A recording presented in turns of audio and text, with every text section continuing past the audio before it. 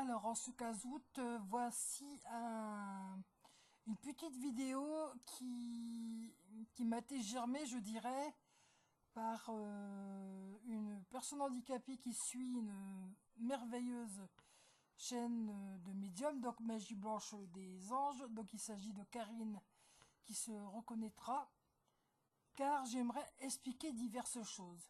Lorsque nous sommes personnes handicapées, nous sommes confrontés, comme vous le savez, donc il y a le problème de l'accessibilité.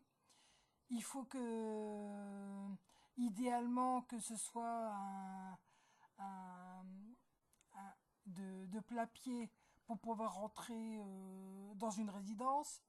Il faut que la porte de la résidence soit large, qu'elle soit facilement ouvrable. Comme par exemple, assez récemment, on a changé la porte de ma résidence qui est trop lourde à fonctionner. Résultat des courses, j'ai la jambe gauche qui a été blessée et j'ai mal à mon bras droit.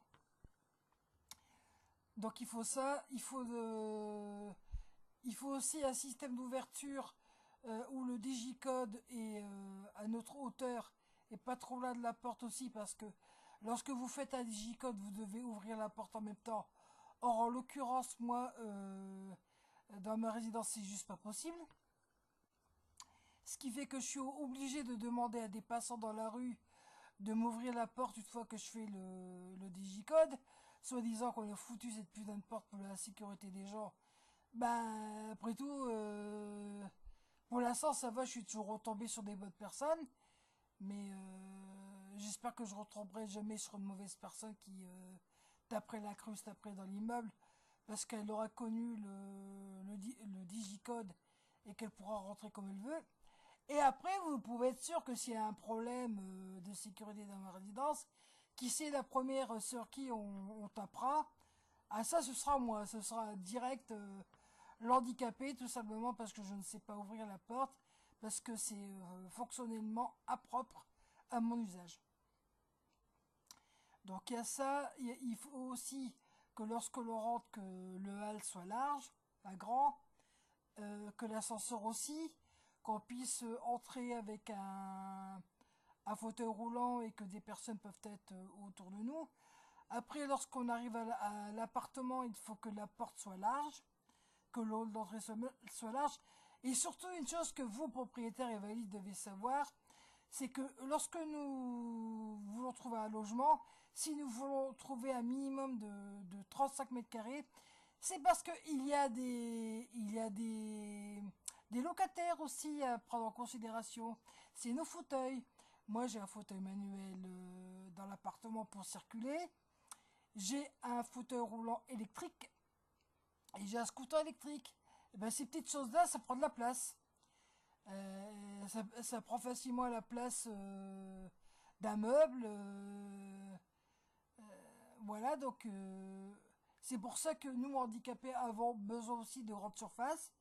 C'est que idéalement, le super rêve, ce sera de trouver un logement, donc je dirais un studio, plus un petit local pour pouvoir mettre le fauteuil et le scooter électrique.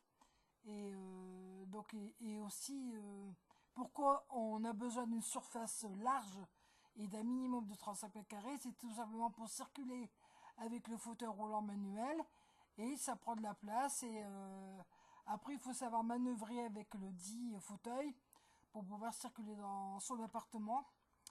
Il faut aussi que nous puissions aller à la salle de bain ou aux toilettes avec le fauteuil roulant.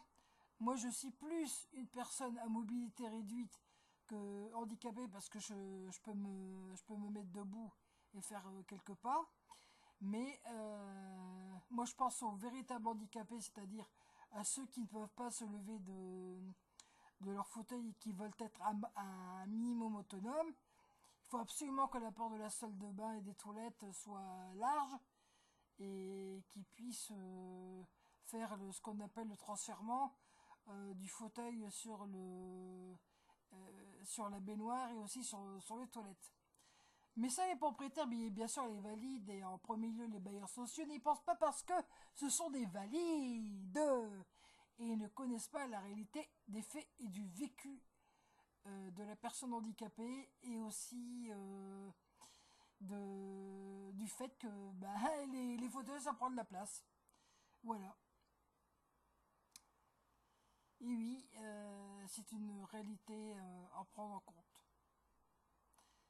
Voilà, donc merci d'avoir regardé cette vidéo et surtout, j'aimerais que vous la passiez au maximum à des gens concernés du milieu immobilier, que ce soit des bailleurs privés ou publics.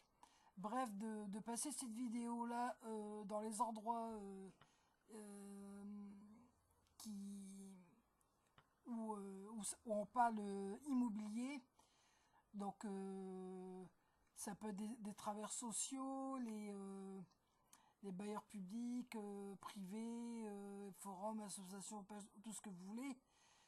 Transmettre ça à des personnes handicapées ou voire même de simples mortels ou faire du flou sur des réseaux sociaux, ça ne sert à rien si le public n'est pas correctement ciblé. Voilà, voilà, voilà. Donc aidez-moi à faire le boulot. Et passez cette vidéo parmi tous les décideurs en matière d'immobilier. Merci.